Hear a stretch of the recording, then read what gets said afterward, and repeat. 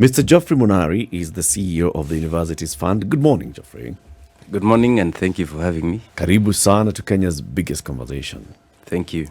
That proverb from Mozambique, does it make sense? A lot of sense. Tell us. It actually talks to the situation in the universities. Because are they the mirror or the reflection? I think it's time that we allow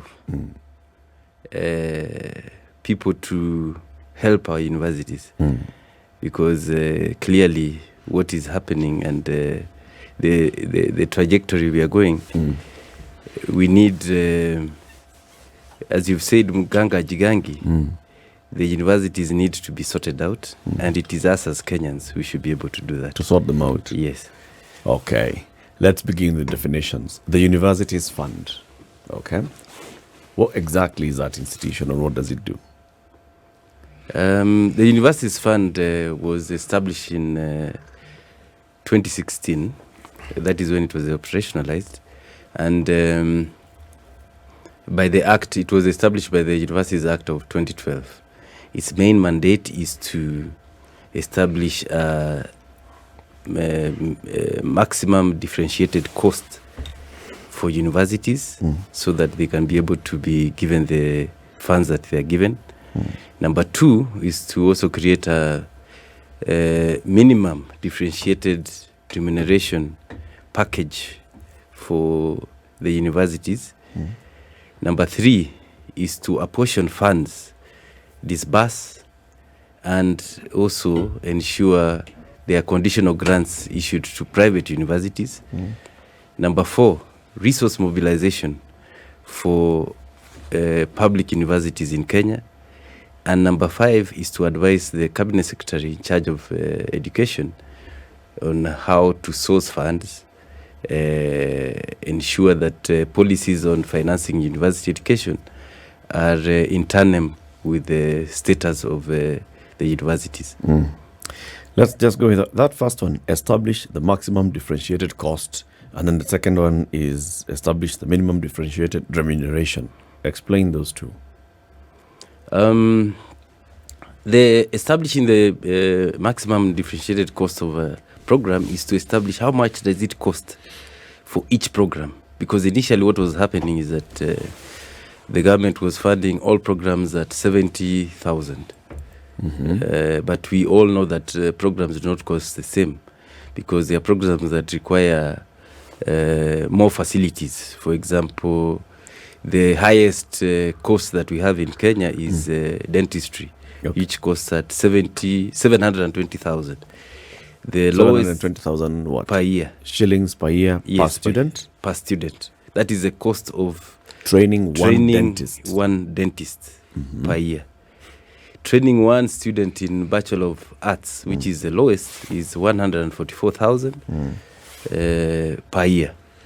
Therefore, if a university has got more dentists, their training, it is expected that they should be funded more, because the training is more rigorous, they require more equipment. The other programs in between, we have got 14 clusters, which include medicine, veterinary, you have law, you have Bachelor of Commerce, but as I said, the lowest is Bachelor of Arts at 144,000 per year. Yes. How do you arrive at that? You look at what you require, because the professor, how much the professor costs, how many do you require, how many technicians do you require per program, what is the cost of the reagents, for example, they use if that program requires, or the cost of the materials they use in that program. The period, we also cost the period in which a program takes, and other issues that come into play to be able to take through a student through a certain program. Okay. Yes. That cost of the lecturer, is that where now you come with a minimum differentiated remuneration? Yes. Now, the minimum differentiated, we are supposed to come up with that so that you have how much should you pay a lecturer at the minimum cost. Ideally, and this is work in progress, when you come up with a minimum, then in future you should be able to allow universities to pay the maximum they can afford. So that if you notice here, we are talking about the minimum, not the maximum. Do not go below this. Don't pay a lecturer don't below pay this. A lecturer below this or a amount. Technician. Or, yes. So that the aim is to ensure that we stop these issues of perennial strikes. And we also encourage universities to be able to pay their lecturers at a certain amount they can be able to afford. This will encourage universities to be more competitive, because if University A is able to pay more, then you'll find that they can be able to attract the requisite staff and faculty that is required. It's interesting, but I'm going to ask a question that has nothing to do with what we are saying here. Do we actually need all these universities that we have? I don't think it's wrong to have all these universities. Why do I say so? Mm-hmm. The gross enrollment rate for Kenya, which is the highest in this region, is 11.7%. If you look at countries that were with us several years ago, like South Korea, they are now at 70%. The only thing that we need to do is that before we establish these universities, let's ensure that we have got the faculty and the finances to establish the universities. We should be able to disengage universities from just establishing because people have said that they need a university in a certain region, but we focus more on availability of faculty and finances. But surely, Ndugu Monari, I thought that when universities were established and given accreditation, these are the things that are considered. By the Commission for University Education? Yes. I would not talk for the Commission, but clearly you can see that we are struggling with the finances, because the faculty is an issue that we all know that the university lecturers and the staff are not enough. The ratio that is required for teaching staff globally is supposed to be 70% academic staff for any university and 30% non-academic. In our country, we have not reached that. I don't think there's any university that has reached that. So it clearly tells you that we still have to be able to make some progress. There's some progress to be made there. Let me muddy these waters a little bit more. Yes. There is the product that we manufacture in the university. They're called students, and eventually they graduate, and hopefully they become productive citizens of the country. If we look at just the number of individuals, Kenyans, who graduate from universities and cannot find gainful employment or cannot fit into that bracket of people we refer to as, should we say, gainfully engaged. The word employment may not necessarily... See, it is for this reason. And I'm asking it because, yes, we have the universities, but then do the universities play the role that they actually should play? Instead of simply just ensuring that you have a human resource that exists, but are they a human resource that fits with the needs of the country? Because if, in my opinion, they fitted, these problems we keep discussing perennially about unemployment and blah, blah, blah, blah, blah, they would be somewhat reduced, because it's like we have an abundance of people and we don't really know what to do with them. You're spot on. I would not agree more with you, because we are schooled in this country to go to university so that you get employment, which is a big challenge. If you look at a normal graduate, it takes 5 years for a graduate to get gainful employment. But should that be the case? No. You should go to school so that you can be able to be human capital, so that you can be able to change the economy around you, be able to generate business, be able to do other things. It doesn't mean that you have to get employment. However, we have been schooled, and all of us, and that's why I'm still maybe in employment, so that you can be able to go to work. We need to change that narrative as a country, so that we can be able to go to school, not for employment, but to be more gainfully engaged But in the society. what better institution to change that narrative than our universities? And that is where we need to discuss further. And I said that I do not agree more with you, because I agree with more, because currently as we are structured, we are structured to go to university so that we can be able to be employed. Yeah. Are universities currently offering, and because let's look at now this market, whether you're going to go into the market as somebody who's going to build your own as an individual, these products that we're talking about, whether you're going to go into the market to build your own or you're going to work under the auspices of somebody else, the offering in an education, is the market then dictating what universities should offer? I say this because about a year and a half ago, we saw the purge, kind of. Maybe it was just in speech. And the question came about, why do we have universities that are offering up certain courses for which there's no uptake? So are universities currently offering courses for which there is market demand? Is the offering market driven, and should it be, in your opinion? In my opinion, I think what we are doing, we are offering courses for the benefit of the universities, not the market. And which one should it be? We need to offer courses for national priority programs, so that we need to ensure that we do studies and be able to gear our universities towards certain programs for a certain period. If, for example, we've done research and we need a certain number of doctors or ICT staff, for example, in the next 10 years, then most of the universities should be geared towards that. When you reach a certain period of time, more research should be continuing, and then you focus to another program. You may reach a point. I'll give you an example. There was a time in this country you would not find a math physics teacher. They were very hard. TSC was having a big problem. So everyone went to college, and that was the option they were taking. Now today, looking for a CRE teacher has become another problem. So where does this happen? It's because we are not programming ourselves, and no one is advising that this is what we should be able to do. These are now the national priority programs. Let us focus for a certain period, and after this, let us focus to this other program based on what we actually require for the market.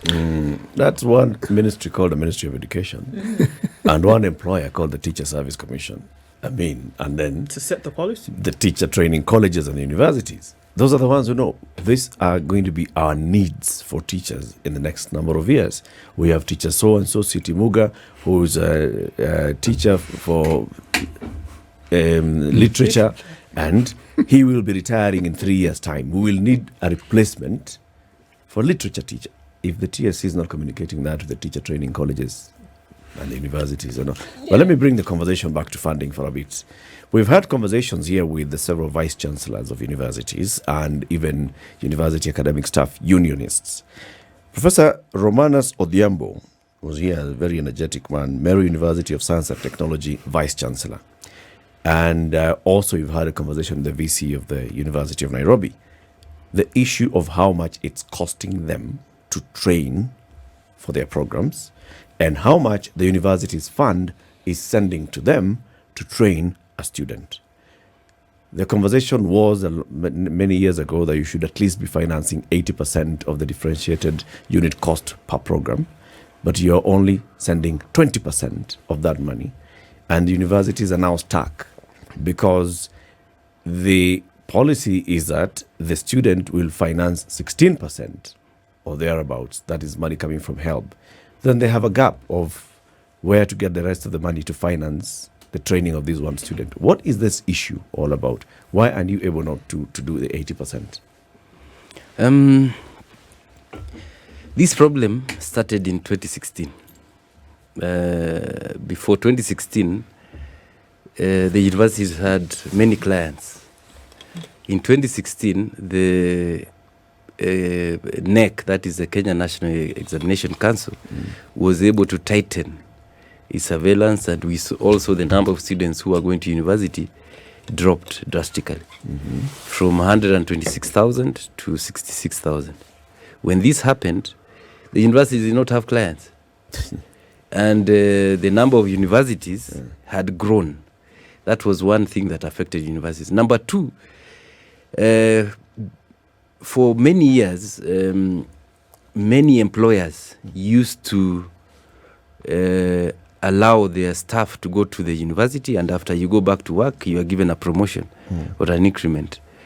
The employers realize that it's becoming very expensive because the papers do not resonate to actual work. Because getting a master's, or if you do not have a degree, if you go to university, you come back, some of this was not translating to more efficiency. So when these policies by employers were actually stopped and they said we are now looking at productivity, many people who are working and did not have education stopped going for university, for further study. So you can see these two areas, there was a reduction in the number of clients. So now what happened at the same period of time? 2012, the universities were increased by 12. There were 12 new universities. So the capacity increased. However, the clients have reduced. The funding remained the same. Between then and now, the numbers have increased. However, the funding from government has not increased at the same rate. This is the budgetary allocation for higher education. For higher education. We started giving, in 2017-18, we were giving, the fund was giving 66% of 80% of the DUC. However, as the numbers increased and the amount remained the same, we have now reduced to 48.11%. That is for public universities. For private universities, initially what was agreed upon due to the shortage of capacity, it was at 70,000. This has now reduced to 44,000 per student who is placed by government in a private university. So what we are saying is that the increase of students is not in tandem with the available funding. However, that is not the end. We have given proposals on how we would be able to come out of this. We are proposing, there are three options. Number one, we increase fees. Because the last time this fees... is the household contribution. Yes. How much a student is paying from their pocket. Yes. The last time fees was increased was 1990. And fees remains at 16%. Initially, Vice Chancellors proposed that we increase this to 48,000. Now they are saying that if it can go to 24,000, it is agreeable. However, from our perspective as the Universities Fund, we believe that due to the current status of the economy, it may not be the right time to increase fees. The other option is to go back where we were, where you put a cutoff of, let's say, allow B+. more students to go to university, as in lower the cutoff. Yes, lower the cutoff, so that you have maybe a B+ going to university and above instead of the current C+, so that you fund using the available funds.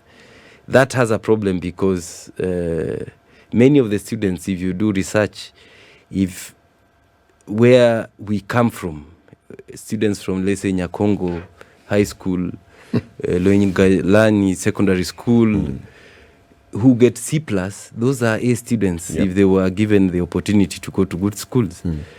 Therefore, you shall deny them financing and they cannot go to private schools. The best option would be, and that's what we are proposing, is let us start giving funds based on the level of need of these students. Because if you go now to the universities, or if you look at what is happening, most of the students who are able to succeed and go to universities, a good number, come from private institutions, and they pay a huge amount of money, 200,000-300,000 per term, and yet government is spending the same amount of money for that student. Yes, indeed, as the it's university spending for the Nyakiongo secondary school student. Yes. So then when they go to university, it becomes a challenge. This same student has got facility. He can come with by the way, the student drives to school. comes with a laptop, has got an iPad, can do research. They do very well. Yet this other student cannot even afford a smartphone. If they are told to do research, they cannot be able to afford. And remember, when all these students come out, you'll never know where they came from. If you go to a doctor who came from, for example, my village, what you see is a doctor. But what they have gone through is a lot. So we need to calibrate our system and ensure that we support those who really require. Let the ones who can be able to pay for themselves continue. We appreciate what they are contributing to this nation. How do you know? How do you distinguish between, so this one, their need is up to 30%, and this one, their need is 70%? And this one does not need. Because this one came from X school, and it's a private school, and the school fees is this much. So this one does not need to get any funding for university. They should continue paying. No, that is not what we shall be able to do. We will be able to look at their family background. We shall be able to ensure that we have a tool which continuously checks every year what the status is. And if, for example, your status changes, then you can be able to be supported. It doesn't mean that if you went to a private school, you would have lost a parent who was supporting you or a guardian.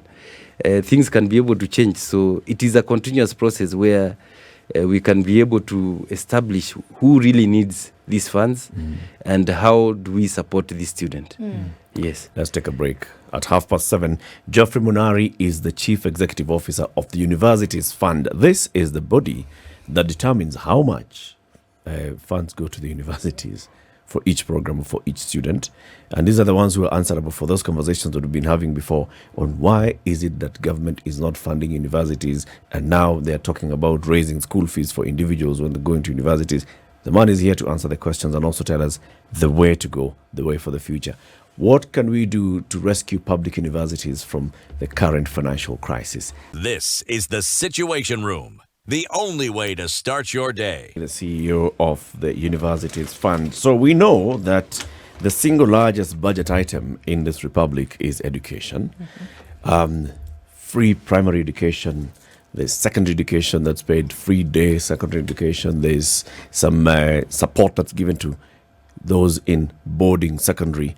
And then when you go to university, there's still support that comes from government. Every student in a public university gets some money paid for them by the government every academic year. And some private universities as well. Am I right, Geoffrey?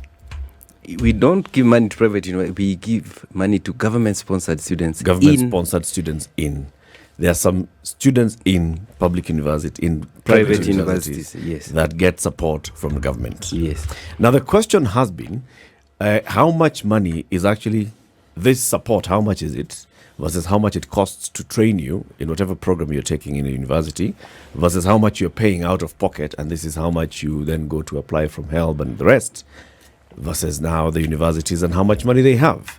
And just before we took the break, you were saying there are various options that you are proposing. And one of them that you're proposing, in fact, we even had the president talking about it when he had that joint press conference, was look at a student's capacity to pay school fees at university level and distinguish. This one is able to pay up to 80% of how much money is required to train them. This one is able to pay up to 20%.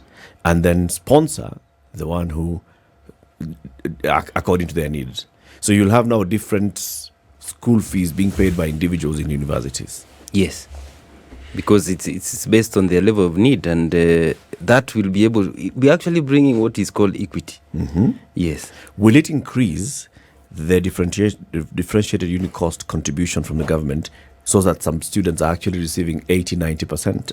100%? Yes, what we shall be able to do, there are students who may not pay any fees at all at the university based on their level of need because they cannot afford. But there are students, I'm looking at it, if you look at the model of Starehe, where you could find that students could be admitted, and there are some who are paying full fees, others never used to pay anything at all.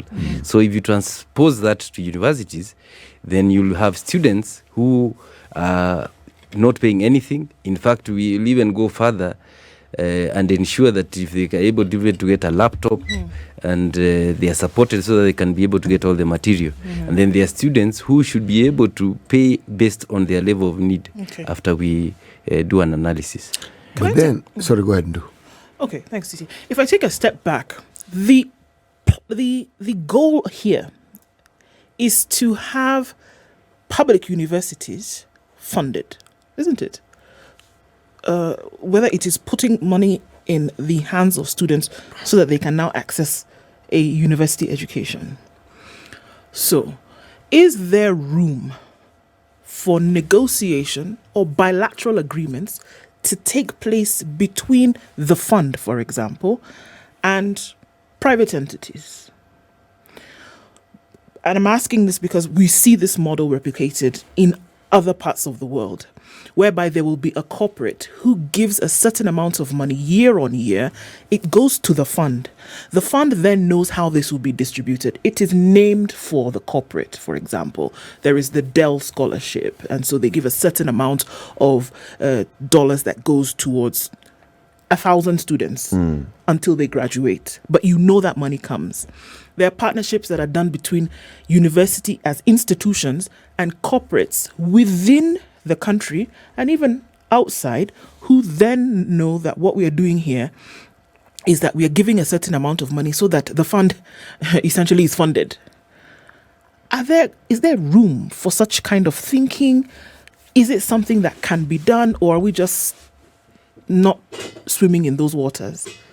Thank you. Actually, something that we are thinking of strongly, and we are even proposing that there should be tax incentives for such corporates in our country. Because if you look at areas where it is implemented, those companies give because they are tax incentives. There's something that they get out of it so that they are encouraged to give. We are proposing strongly that that is a model that we should be able to encourage, so that we have a single pot of receiving all the funds once all these institutions are able to be matched. Because what we have found, and is most interesting, there are students who are able to attract more money than As others themselves. Yes. So you find a student has been given the grant that we give, goes to help and gets a full loan, goes to the county and gets a bursary, goes to the constituency, gets some money, goes to maybe a foundation or two. It could be co-op, it could be equity, gets money. And all that money is paid to the university. At the end of the day, some of them even get a refund.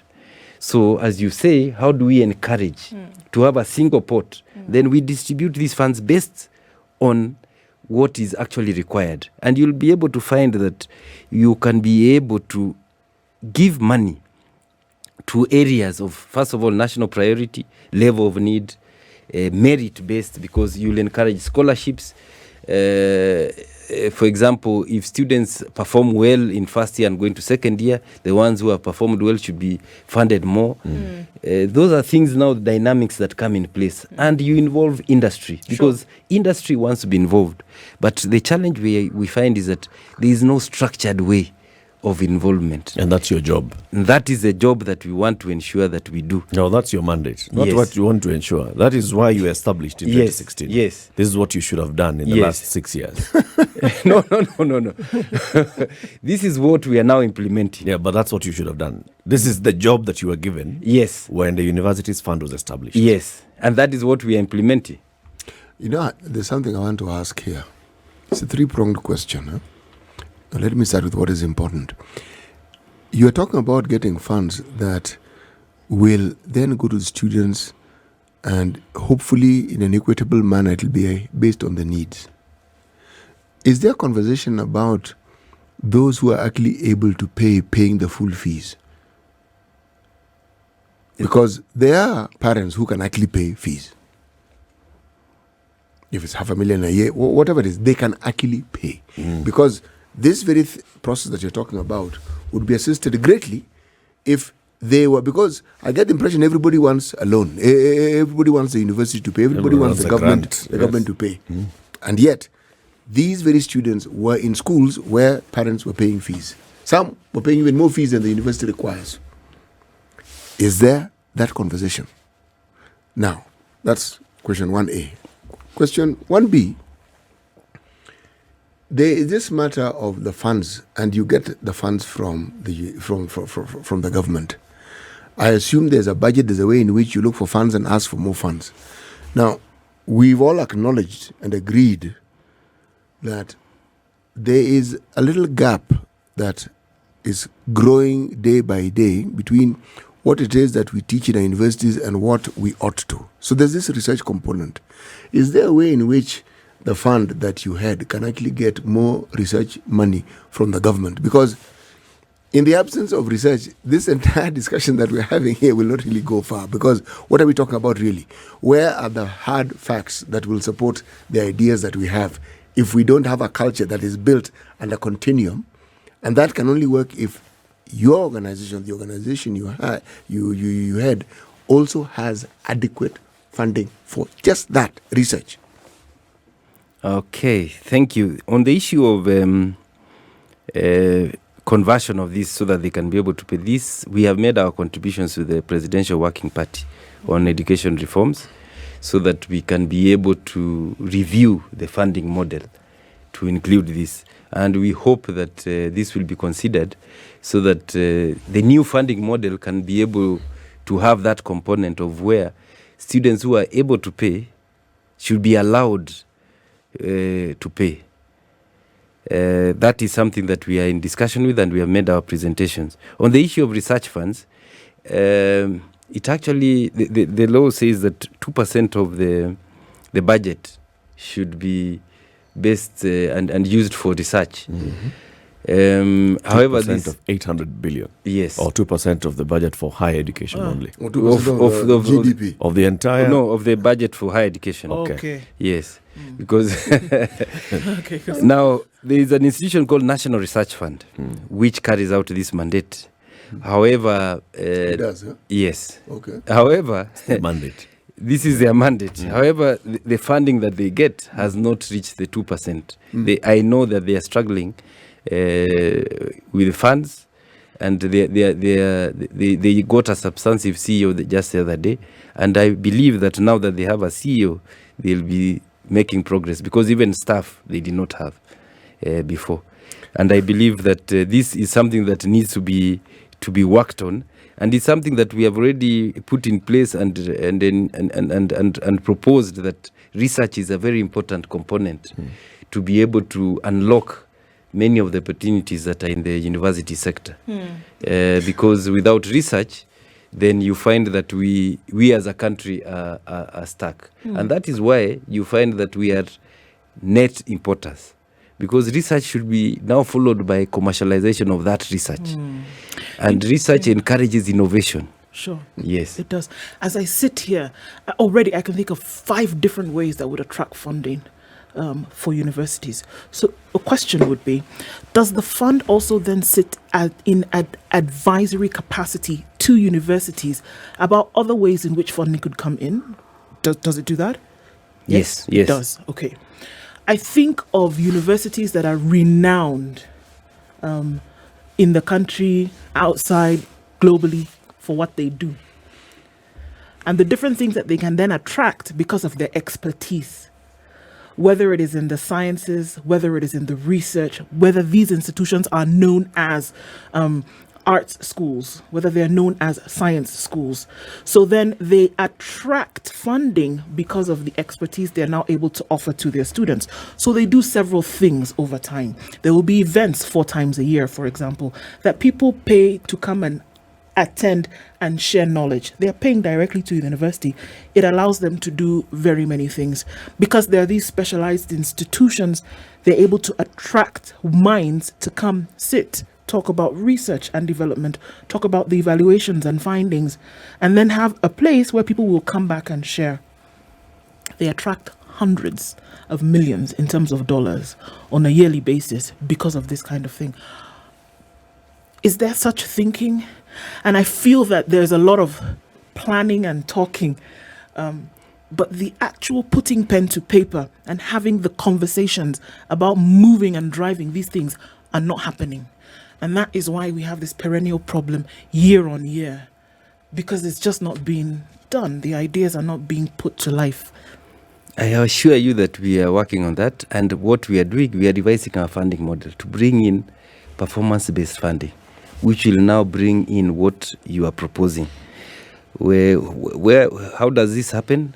When we bring in performance-based funding, we shall be challenging universities, and part of the amount of money they'll be getting from government will be a percentage of that will be based on their performance on various parameters. Number one, it could be on the employability, let's say, of your graduates. That could be one of the indicators. Number two, national priority programs would be that. Number three, centers of excellence. Right. We want to ensure that we create centers of excellence in our country. We want to take back Egerton to be an agricultural university. Tailoring. We want to ensure Jomo Kenyatta, which was put up and it was a science-based university, we fund them more based on those programs. Education. It was agriculture and science. Yes. That is what we want to focus on. For example, Meru University of Science and Technology, we want them to have a niche in a certain area. Dedan Kimathi, we have already seen what they are doing, electrical. So that when you think of going to a certain program, you don't scamper around town looking for a university. In your mind, you just know that if it's telecommunication, I'll go to multimedia. Yeah. That is where we should be as a country. It is not about the number of students that you have. It is about the niche that you will have and what you are, and specialization, and becoming a center of excellence. Because we allowed universities, and I want to commend what you saw our cabinet secretary and the president proposing. For example, TVET colleges now will be required to have more STEM programs, that is 80%, than the business-related programs. This will ensure that we really have the TVET programs. Universities should also be geared towards that. And what will happen is the performance-based. So we'll fund them based on those programs that they are offering. If you offer other programs, then don't expect funding from government. But Monari, there's something that the president has confirmed that the government is going to do. And this is merge the universities fund, the Higher Education Loans Board, and the Kenya Universities and Colleges Central Placement System into one. And there was a lot of misunderstanding and hue and cry from the public on, okay, you're doing away with HELB. What do you mean? You're doing away with CUSP. So how do we go to university? What exactly is the plan? The merger that has been proposed is between actually the University Funding Board, Higher Education Loans Board, and the TVET Funding Board. Okay. This merger will bring a bigger and better institution, which will encourage efficiency, which will bring all the funds together. Because right now, and as I said, I gave an example where students are getting funding from various sources, but these sources do not know that they are funding the same student. So what will be required going forward is that all the funding will be going to this new institution, which was proposed to be called the National Skills and Funding Council. Once that is done, then policies and the efficiencies can now kick in, because you can be able to identify students and fund them more efficiently. You don't have to go to various institutions to get funding. The universities and the TVET colleges can be able to be looked at as one unit, and ways of resource mobilization for these institutions can be one. For example, we can be able to lobby for tax rebates for these institutions. We shall be able to create an endowment fund for these institutions, because currently, and there are people who are willing to give back, because they went through the institutions, there are corporates that are willing to give back, but there is no structured way of giving fund. We'll create an endowment fund which will be able to be accountable to Kenyans on how we are able to fund these institutions. So what happens? What happens to the people who would like to apply for loans from HELB? They'll continue. They'll apply from the same. Yes. So this institution will be looking at a student that's been placed at the University of Nairobi to study law. And Then they decide how much money they are giving to the University of Nairobi for the student. And then the student applies for the extra from the same institution. Yes. Because we are going to be funding students, not the university. Not the university. Focus should come from the university to that ensures that the universities must become more competitive. Yes, they Yes. should. This conversation about STEM, TVETs being TVETs, agricultural colleges being agricultural, do I understand the conversation to lean towards an emphasis or a high percentage of emphasis being on the core subjects for which the institution was intended? Or are we saying that this, but also at the exclusion of all the other subjects, like, say, the humanities and what have you? What exactly are we saying? What we are saying is that we are not excluding anyone. We are saying that we are focusing on programs that we do not have manpower. Okay. Explain focus. Focus means this. In this country today, if you look for a qualified plumber or an electrician, there are very few. What we find are mason. people, yes, or a mason. What we find is that people who have learnt on the job, they have no certificates. What the government is doing is to ensure that these people who want to go to those programs are properly financed, so that when they come out of there, we do not have the challenges we currently have in some industry, for example, manufacturing, building, so that you have people who have gone to school and learned those actual subjects. We are not saying that humanities is not important. It's in the institutions. Yes. Because, for instance, if Egerton now becomes a purely agricultural college, a university, are we saying that, yes, the emphasis will be on agriculture and everything related to it, agricultural science, but what about the other subjects? Will the emphasis be reduced or will they be eliminated? That's what I'm asking. What we are going to do is that the emphasis will be reduced, because we'll be funding more based on... There are definitely universities that will be based on humanities. For example, KU. We all know KU has done very well for teachers over the years, and we'll continue funding them. So it doesn't mean... But what we are saying, we are creating a center of excellence for certain universities, so that you know that if I want to go through a certain program, this is a university go to. Yeah. Utalii and Pwani. Pwani will deal with what's it? Probably marine science. Blue economy. Yeah, blue science economy. If you go to and Taita such. Taveta, they're already doing mining. Those are now the things. Top of the mind university. You want to know, where do I go? Okay. So, back to the issue of the mergers. If this were to be implemented, you said the focus then moves into the student and the student going in there. Would it help then if we say, let's allow more students to go to university at that point? Because we still have just about, 16% of people who sit KCSE going to university?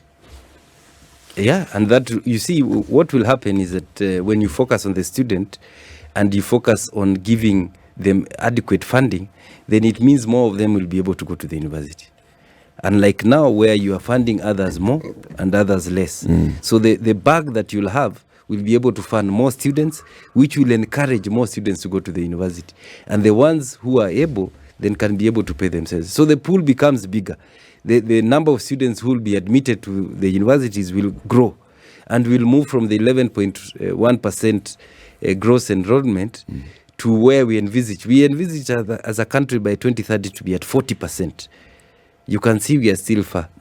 But I believe that if these measures are put in place, 40% is not very far. How soon until these universities, all of them, get out of the current dire financial situation they're in? Currently, the universities owe 51.1 billion. And if you look at the budget... You're a hustler fund. One fund. Such as yours. Yes. If you look at the budget alone for education this year, it is at 105 billion. So that means half of the money that they owe is actually what was budgeted for this year. I believe it is not going to be an easy task. It may take up to 5 years. But the most important thing is not how long it takes. Can we stop digging deeper? Yes. Initially. You see, if we plug the holes and stop sinking, then we are making progress. That should be our priority right now. Once we stop, then from there on, we can grow slowly and ensure all the debts are paid. It pains me when a lecturer from a university leaves employment after 50 years of employment and they cannot get their pension. Yeah. It is really a painful Just thing. because the university was not even remitting. Yes. Even to their they don't have money anywhere. Yeah, it is a painful thing. You can imagine you are retiring at 70 years because professors retire at 70 years. And that is when you are at your prime. In fact, Yes. Anyway, thank you very much, Geoffrey. Geoffrey Monari is the CEO of the Universities Fund. He's been here talking to us about what it will take for us to see universities, public universities, getting rescued from the financial crisis and the future of looking at how best to fund universities and to fund different students going into university. Asante sana, Geoffrey, for coming. thank you very much. Come again soon. Thank you. Have a lovely one.